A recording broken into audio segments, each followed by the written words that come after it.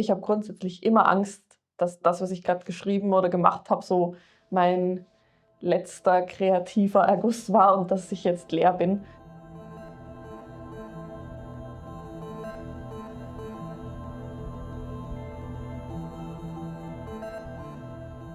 Mich inspiriert vor allem eigentlich so alltägliche Dinge. Also wenn ich spazieren bin zum Beispiel, habe ich am öftesten irgendwelche Inspirationsboosts. Wenn ich irgendwas auf der Straße liegen sehe oder irgendwelchen Leuten zuschaue oder zuhöre, dann bin ich eigentlich immer am meisten inspiriert.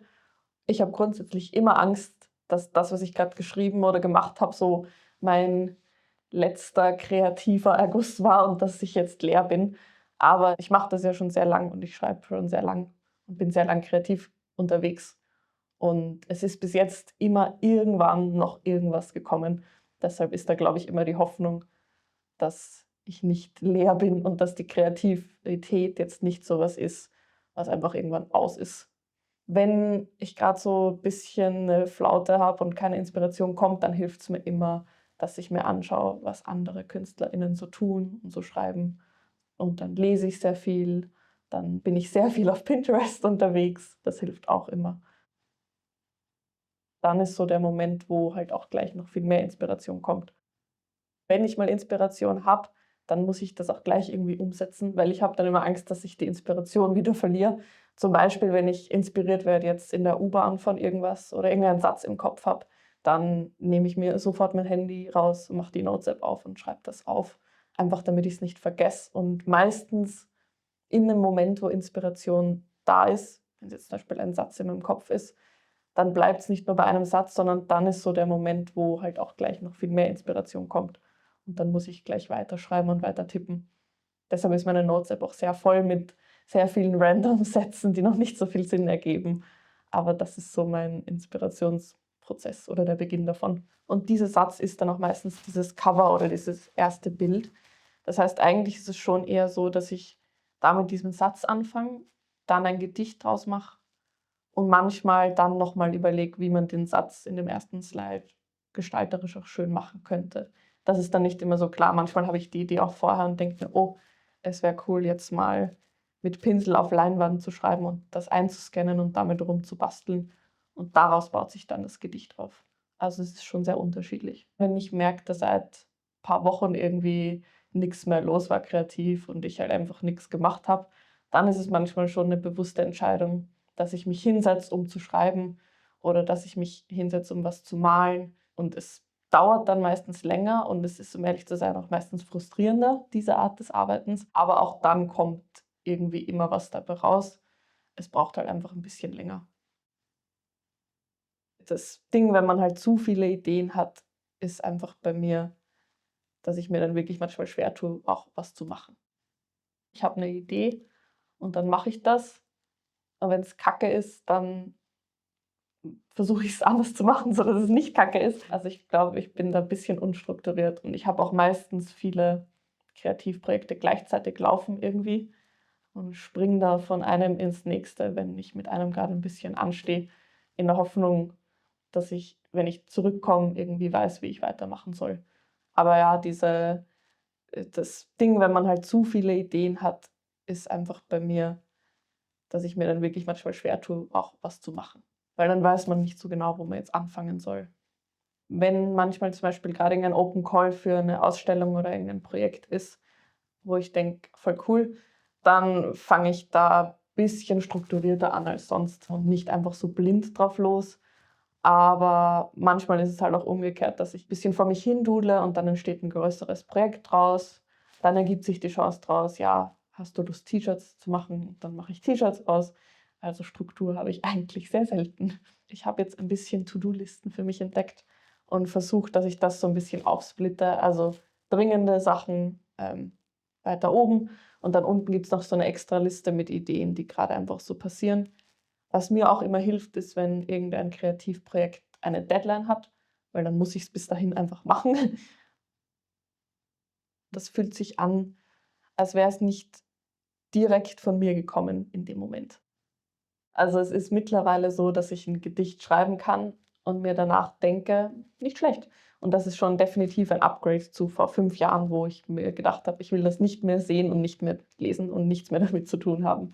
Beim Malen zum Beispiel, da ist es noch mal ein bisschen bin ich noch ein bisschen kritischer, einfach weil ich nicht so viel Übung darin habe.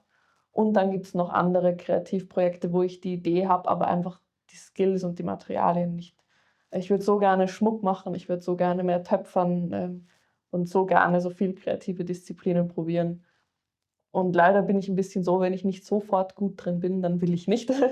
Und das erschwert das Arbeiten auch ein bisschen. Das heißt, ich muss mich manchmal bei der Nase nehmen und sagen: „Okay, ich probiere jetzt noch ein zweites Mal zu töpfern und ein drittes Mal und beim vierten Mal wird es vielleicht dann schon gut genug oder zumindest besser.“ Also, Zweifel an mir, an meinem Können habe ich ständig, immer dauernd. Aber ich hätte gesagt, wenn ich in so einem kreativen Flow bin, jetzt beim Schreiben oder beim Malen, das ist so ein bisschen so 'n meditativer Zustand fast. Und das ist so ein Zustand, in dem ich nicht besonders stark in Gedanken versinke. Sobald ich dann zum Beispiel den Pinsel weglege, fängt die innere Kritikerin an und ist so: „Okay, das schaut jetzt aber irgendwie hässlich aus.“ Aber während dem Malen und während dem Kreativsein selber ist es irgendwie so schön ruhig und vielleicht mache ich es deshalb auch sehr gern. Ich habe schon öfter mal gehört, dass Leute, die irgendwie künstlerisch aktiv sind, dann sagen, dass sie so fast das Gefühl haben, dass sie nicht selber schreiben oder malen, sondern dass das so durch sie durchfließt. Und das ist ein Gefühl, das verstehe ich voll gut, wenn es ums Schreiben geht, weil das ist einfach irgendwie wirklich so, dass die Worte so aus dir rauspurzeln sozusagen. Also, irgendwie, wenn ich dann was schreibe und so wirklich drinnen bin in diesem Schreiben, dann bin ich am Ende so, dass ich den Stift weglege und mir denke: „Oh, das war gerade so ein genialer Einfall oder ein cooles Wortspiel“, und das fühlt sich an, als wäre es nicht direkt von mir gekommen in dem Moment. Also, es ist sehr schwierig zu beschreiben. Ich glaube, Personen, die hin und wieder so ein bisschen dissociaten, das ist es am ehesten Zustand, der da dazu passen würde, aber nicht auf eine unangenehme Art, sondern eigentlich auf eine sehr angenehme Art. Starke Emotionen triggern meistens so kreative Phasen. Meistens sind es eher negative Emotionen, das heißt, desto schlechter es mir geht, desto leichter fällt es mir, in irgendwie eine Form von kreativem Flow zu kommen. Und das ist jetzt nichts Zerstörerisches, sondern, irgendwie ist es schön, aus negativen Sachen was Positives zu kreieren und aufzubauen. Und genauso, wenn es positive Gefühle sind, irgendein schönes Erlebnis, dann schreibe ich zum Beispiel auch sehr gern drüber.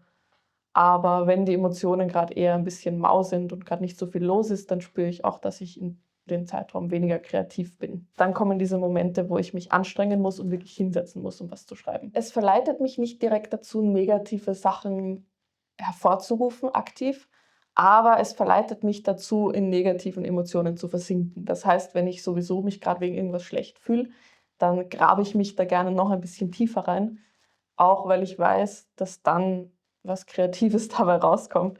Und das ist jetzt auch nicht so ideal, muss ich zugeben, aber es ist immer noch für mich die beste Art, mit negativen Emotionen umzugehen. Und es ist auch nicht so, dass ich dann wochenlang darin versinke, Gott sei Dank. Das heißt, wenn ich dann was Kreatives gemacht habe, dann reiße ich mich auch schnell wieder raus. Instagram ist halt schon dafür gemacht, dass du süchtig wirst danach.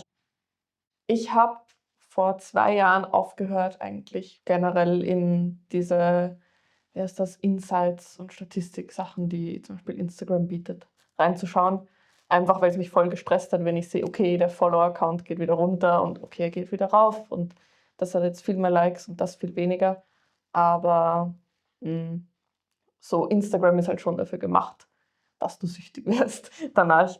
Wenn jetzt der Post mal 15.000 Likes bekommt statt 5.000 und viel mehr Kommentare und öfter geteilt wird, dann macht dich das schon irgendwie glücklich und gibt dir auch Bestätigung.